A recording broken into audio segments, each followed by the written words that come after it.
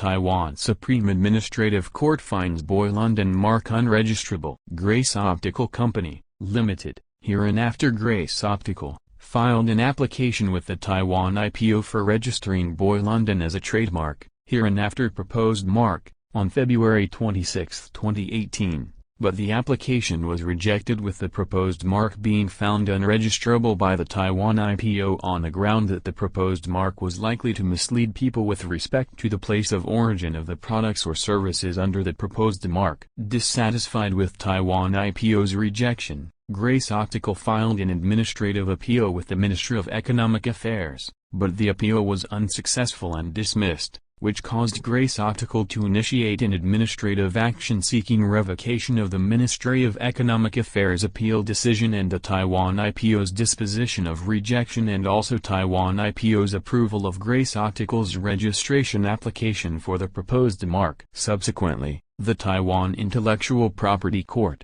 now the Taiwan Intellectual Property and Commercial Court, rendered a judgment for Grace Optical in 2019. Taiwan IPO disagreed with the Taiwan IP Court's decision and appealed this case to the Supreme Administrative Court, which entered a judgment on August 18, 2022 to vacate the IP Court's judgment and dismissed Grace Optical's lawsuit filed in the first instance. According to the Supreme Administrative Court's judgment, the proposed mark consists of two English words, Boy and London, and each carries a literal meaning of Boy and London, respectively. As London is the world-famous metropolis, the capital of the United Kingdom, the center of politics, culture, art, and fashion, and as it is well known to the people of Taiwan as a city, London of the proposed mark may suggest a strong connection between the proposed mark and London as a city, and therefore, it would attract more attention from consumers. Moreover, in view of the designated categories of products and services for which the proposed mark was to be registered, people of all ages and sexes are likely to be the consumers of the proposed mark's designated products and services, and thus, Boy of the proposed mark is a generic term carrying no special meaning and easily to be ignored.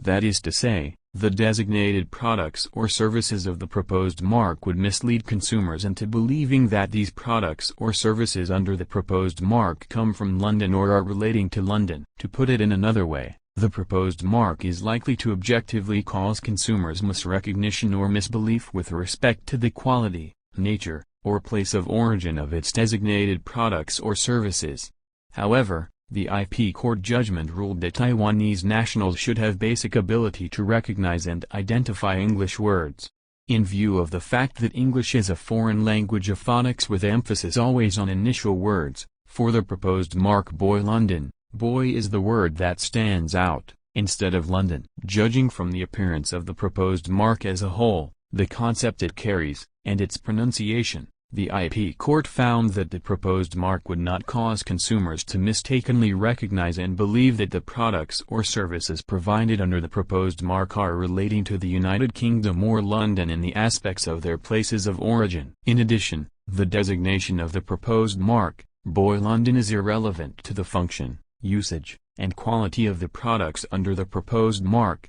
and it is not the generic term generally conceived by and known to the public. Hence, the proposed mark would not form misrecognition that it is equivalent or implies its equivalence to the capital, London, and that the products or services provided under the proposed mark are relating to the United Kingdom or London as the capital, simply because of the word London. However, it was indeed inappropriate for the lower court to fail to observe and examine, from consumers' perspective, the issue whether the entire appearance the proposed mark, its concept or pronunciation would make an impression that would mistakenly form misrecognition with respect to the nature, quality, or place of origin of the products or services provided under the proposed mark. The Supreme Administrative Court's judgment reasoned and ruled as follows. The Taiwan IPO's disposition is not illegal that the proposed mark is unregistrable for falling into the circumstance as defined in subparagraph 8, paragraph 1 of Article 30 of the Trademark Act, and the Ministry of Economic Affairs' decision to affirm the Taiwan IPO's disposition is not illegal, either. However,